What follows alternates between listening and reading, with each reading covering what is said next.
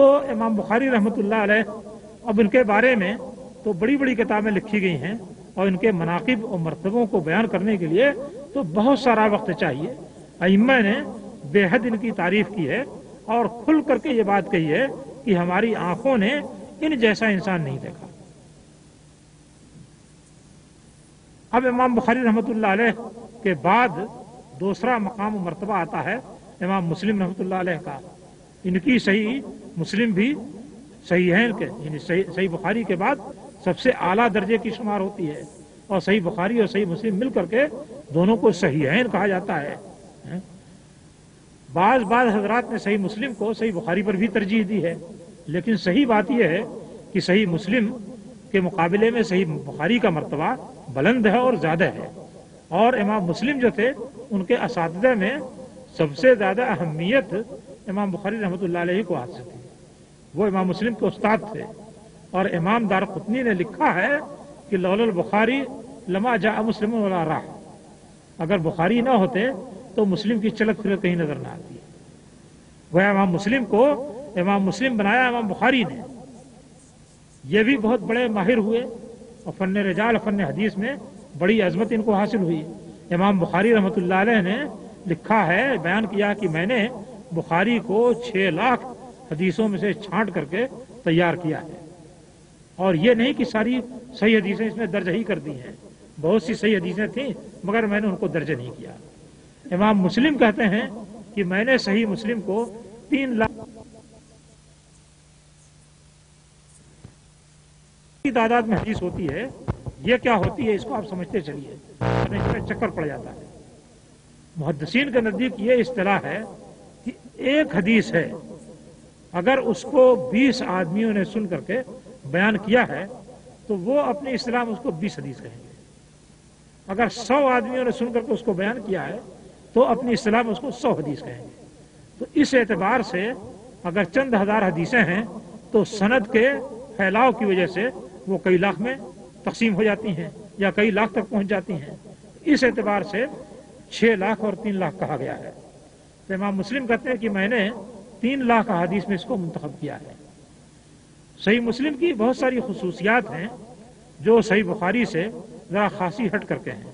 इमाम मुस्लिम ने अपनी किताब में उन्वानात नहीं बांधे हैं, बाद में नववी ने उन्वानात बांधे हैं और उन उन्वानात के अंदर बड़ा गड़बड़ भी किया है। हदीस कुछ है, उसका उन्वान उन्होंने कुछ और बांध दिया है। कम से कम अगर इमाम मुस्लिम बाप इस तरह के उन्वान बांधते तो इस तरह की गड़बड़ न होती। लेकिन बहरहाल उन्होंने अहादीस को इस हिसाब से जमा किया है कि हर आदमी महसूस कर सकता है कि अब यहां से फला मजमून की हदीस शुरू हुई है। एक हदीस वो लाते हैं तो उस हदीस के जितने अल्फाज और जितने तरीके और जितनी सनदें हैं यके बाद दिगरे सब वो बयान करते चले जाते हैं। उससे फारिग हो गए तो उसी मजमून की दूसरी हदीस, उसके बाद तीसरी हदीस। इस तरीके से उन्होंने बहुत नफीस तरतीब से पूरी किताब तैयार की है। नैसापुर के रहने वाले थे, खान मखमश मोहल्ला था, उस मोहल्ले के रहने वाले थे। इनके वालिद भी अच्छे खासे मालदार और जमींदार थे और काफी आमदनी थी। इन्होंने ये काम किया कि अपनी आमदनी सारी की सारी या तो मोहताजों और गरीबों पर खर्च की या तालिब इल्मों पर खर्च की और इल्म के फैलाने पर खर्च की। इन्होंने भी आलम इस्लाम का दौरा किया और बड़े बड़े असातिज़ा से मिल करके अहादीस हासिल की और फिर इनसे भी बड़े बड़े उलमा ने अहादीस सीखी। इस तरीके से इन्होंने अपनी जिंदगी में हदीस की खिदमत बड़े बुलंद पैमाने पर अंजाम दी और बड़े अच्छे मर्तबे और मकाम से दो चार हुए। बगदाद आए, वहां पर नमाज का वक्त हुआ, बेहतरीन किस्म की पगड़ी बांधे हुए और उसका शिमला पीछे की तरफ लटकाए हुए। उस वक्त सफेद रीछ थे और नहायत बुजुर्ग शख्सियत महसूस होते थे। नमाज का वक्त हुआ, इकामत का जब वक्त आया तो कहा कि साहब अमीरुल मोमिनीन का हुक्म है कि नमाज इमाम मुस्लिम पढ़ाएंगे। चुनांचे उन्हीं को नमाज पढ़ाने के लिए आगे बढ़ाया गया और उन्होंने नमाज पढ़ाई। इनके बाद इमाम अबू दाऊद रहमतुल्लाह अलैह का मौका मर्तबा आता है। अहादीस के अंदर वो भी नहायत ही बुलंद पाया इमाम थे। 5 लाख अहादीस से उन्होंने सुनन अबू दाऊद को तरतीब दिया और उसमें से 4000 हदीसें अबू दाऊद के अंदर उन्होंने दर्ज की।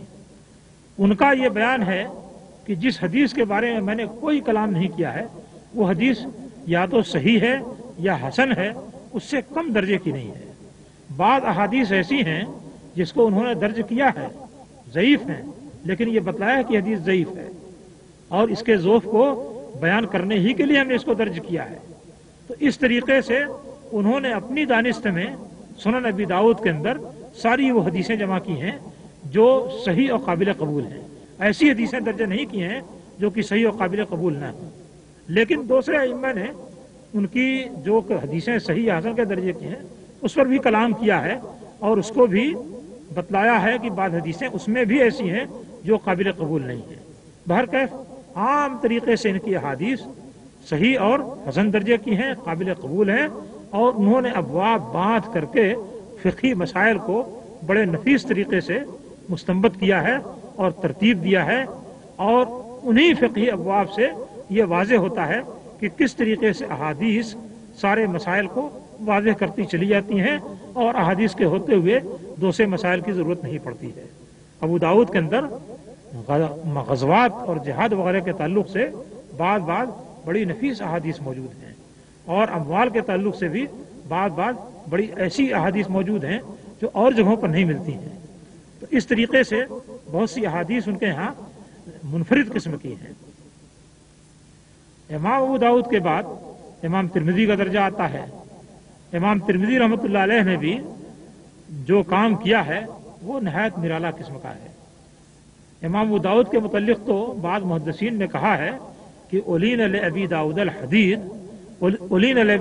हदीस कमा उलीन अल दाऊद अल हदीद। जिस तरीके से हज़रत दाऊद अलैहिस्सलाम के लिए लोहा नर्म कर दिया गया था, कुरान में है ना कि वअलन्ना लहुल हदीद, हमने दाऊद अलैहिस्सलाम के लिए लोहा नर्म कर दिया। तो जिस तरीके से दाऊद अलैहिस्सलाम के लिए लोहा नर्म कर दिया गया, इसी तरीके से इमाम अबू दाऊद के लिए अहादीस नर्म कर दी गई, यानी उनका जानना और उन पर अबूर रखना ये उनके लिए आसान कर दिया गया। इमाम तिरमिज़ी रहमतुल्लाह अलैह ने जो किताब लिखी है उसके बारे में उनका बयान है कि मन कान फी बैतिही हाज़ल किताब फकअन्नमा फी बैतिही नबिय्युन यतकल्लम। जिसके घर में ये किताब मौजूद हो गोया उसके घर में एक नबी है जो कि कलाम कर रहा है। उन्होंने अजीब कमाल किया है अहादीस के जमा करने में और इस कमाल की बिना पर बाद उलमा ने लिखा है कि ये अपने फ़वाइद के एतबार से सहीहैन से भी आगे है। कमाल क्या किया है कि वो हदीस नकल करते हैं सनद के साथ। अब अगर हदीस के अंदर कोई रावी भी काबिल कलाम है तो कहेंगे कि ये हदीस इस तरीके से मरवी है और इसमें फलां रावी जो है उस पर यह कलाम है। एक बात तो ये करते हैं। दूसरा ये कि वो हदीस नकल करके बयान करते हैं कि हदीस हसन है या सही है या ज़ईफ है, उसके दर्जे की भी तायीन करते हैं। फिर उसके बाद ये भी करते हैं कि इस हदीस से सहाबे किराम में से कुछ लोग कायल हैं या ज्यादा लोग कायल हैं, ताबईन में कौन से लोग कायल हैं, कौन से लोग इसके कायल नहीं हैं, अइम्मा दीन में कौन से लोग इसके कायल हैं और कौन से कायल नहीं हैं।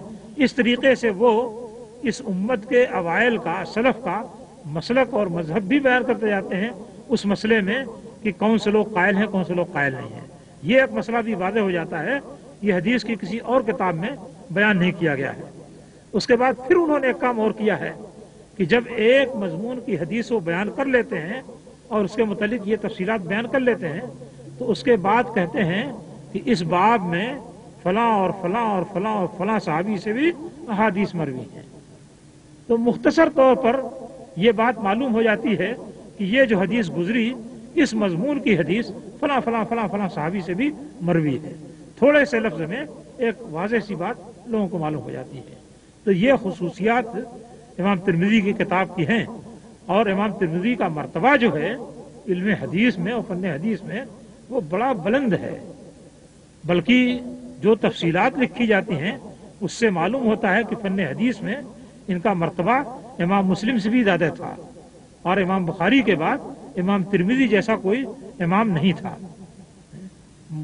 तज़किरा निगारों ने लिखा है कि इमाम बुखारी ने बुखारा या खुरासान को छोड़ा तो इमाम तिरमिज़ी जैसा कोई इमाम नहीं छोड़ा, उनके दर्जे का कोई आदमी नहीं छोड़ा। تو ان کا درجہ اس کے اندر بہت بلند تھا. یادداشت اتنی قوی تھی کہ ایک مرتبہ سفر میں تھے, جاتے ہوئے جو کتاب لے کر جانی تھی یا جو کاپی لے کر جانی تھی اس کے بجائے دوسری کاپی بھول کر رکھ لی اور چلے گئے. اب کسی بڑے محدث کے پاس پہنچے اور اس نے حدیث نوٹ کروانی چاہی یا کچھ کہا تو انہوں نے کاپی نکال لی اور اس کے بعد اس سے حدیث سنتے رہے. اب جب احادیث سن چکے تو اس کے بعد اس استاد نے کاپی دیکھی تو بڑا تعجب کیا اور غصہ بھی ہوئے کہ میں تم کو کچھ سنا رہا ہوں اور تم کوئی اور کاپی لے کر کے بیٹھے ہوئے ہو, کیا تم نے سنا؟ تو انہوں نے کہا کہ جناب غصہ مت ہوئیے, میں بھول کر کے جو کاپی لانی تھی اس کے بعد دوسری کاپی لے کے چلایا, لیکن جو احادیث آپ نے سنائی ہیں اگر آپ سننا چاہتے ہیں سن لیجیے. اور اس کے بعد 2 کاپی جو اس محدث نے سنائی تھی اس کی ساری حدیث جو زبانی انہوں نے سنی تھی اس کو سنا دی. یہ آپ نے سنایا, ایک مرتبہ سن کر کے 2 کاپی کی احادیث انہوں نے پلٹ کر کے سنا دی, وہ حیرت زدہ رہ گئے. تو اس طرح کی قوت حافظہ ان کے اندر تھی اور اس طرح سے یعنی ان کا مرتبہ درجہ تھا کہ بخاری کے بعد ان کے درجے کا کوئی آدمی نہیں تھا. البتہ ایک کوتاہی ان سے ہوئی کہ ذرا وہ حدیث کے صحیح اور ضعیف قرار دینے میں متساہل تھے, سستی سے کام لیتے تھے.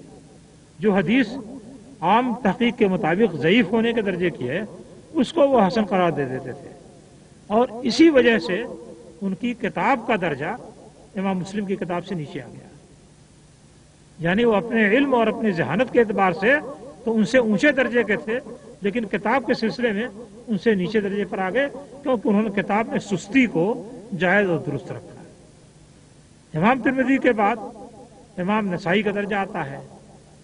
درجہ تو ان کا بہت بعد میں رکھا گیا ہے, لیکن امام نسائی کی جو کتاب ہے میں نے اس کو غور سے دیکھا تو یہ عجیب حیرت ہوئی کہ اس کی عام احادیث وہی ہیں جو کہ بخاری اور مسلم کی احادیث ہیں. عام طور سے کم احادیث ایسی ہیں جو کہ بخاری مسلم کے علاوہ ہیں. ایک چیز تو یہ نظر آئی, دوسری چیز یہ نظر آئی کہ بخاری اور مسلم کے بعد باقی جو 4 کتابیں ہیں ان میں سے سب سے کم ضعیف احادیث اسی صحیح سنن نسائی کے اندر ہیں. تو یہ بھی بڑے بلند پائے کی کتاب ہے اور بلند پائے کے یہ محدث تھے. زمانے کے اعتبار سے باقی محدثین سے یہ کچھ پیچھے تھے. 303 میں ان کی وفات ہوئی جبکہ باقی محدثین کی وفات اس سے بہت پہلے ہو گئی تھی. آخری محدث جو ہیں امام ابن ماجہ ہیں, اور یعنی 6 کتابوں میں بعض لوگ ابن ماجہ کو شمار کرتے ہیں, بعض لوگوں نے کچھ دوسری کتابوں کو شمار کیا ہے. امام ابن ماجہ نے جو کتاب لکھی ہے اس پر بہت زیادہ تنقید ہوئی ہے. تنقید اس بنا پر ہو گئی کہ انہوں نے ایک حدیث ایسی نقل کر دی ہے جس کے بارے میں لوگوں نے کہا کہ یہ موضوع ہے, گڑی ہوئی حدیث ہے, صحیح نہیں ہے. تو اب اس درجے کی حدیث کو چونکہ انہوں نے کتاب میں درج کر دیا ہے اس لیے وہ تنقید کا نشانہ بن گئی. حالانکہ یہ ایک ہی حدیث ہے, باقی کسی حدیث کے بارے میں موضوع نہیں کہا گیا ہے. ان کی کتاب میں کی خصوصیت یہ ہے کہ باقی کتابوں کے اندر جو احادیث ہیں ان احادیث پر اضافے انہوں نے روایت کیے ہیں, اضافے بہت کافی روایت کیے ہیں. اس طرح سے بہت سی احادیث کے بہت سے اجزاء جو چھوٹے ہوئے ہیں وہ ان کی کتاب میں آ گئے ہیں. اور امام ابو زرع نے کہا کہ یہ کتاب ایسی ہے کہ اگر لوگوں کے ہاتھ لگ گئی تو بہت سے سنن اور بہت سے معاجم یہ معطل ہو کر کے رہ جائیں گے. اس کے ہوتے ہوئے لوگ ان کتابوں کی ضرورت نہیں محسوس کریں گے. تو بہرحال باقی 5 کتابیں تو اس سے اونچے درجے کی شمار کی گئیں, لیکن اس کے علاوہ سینکڑوں سنن اور معاجم ہیں جو لکھی گئیں اور اس درجے کو نہیں پہنچ سکی ہیں. تو یہ کتب ستہ کا ان کے مصنفین کے ساتھ ساتھ تھوڑا سا تعارف ہے. اب اس سلسلے میں آپ مزید معلومات چاہتے ہیں اور مزید تفصیلات چاہتے ہیں تو بہت سارے لوگوں نے ان پر کتابیں لکھی ہیں, چھوٹی کتابیں, بڑی کتابیں, مفصل کتابیں, مختصر کتابیں. ان کو آپ حاصل کیجئے اور اس کے اندر آپ ان کی تاریخ پیدائش بھی, تاریخ وفات بھی, کوششوں کی تفصیلات بھی, ساری چیزیں پائیں گے. اور اس سے یہ اندازہ ہوگا کہ محدثین کو اللہ تعالیٰ نے کس طرح توفیق دی کہ وہ اس کے دین کی اس شکل میں حفاظت کریں. اللہ تعالیٰ سے دعا ہے کہ اللہ تعالیٰ ہمیں دین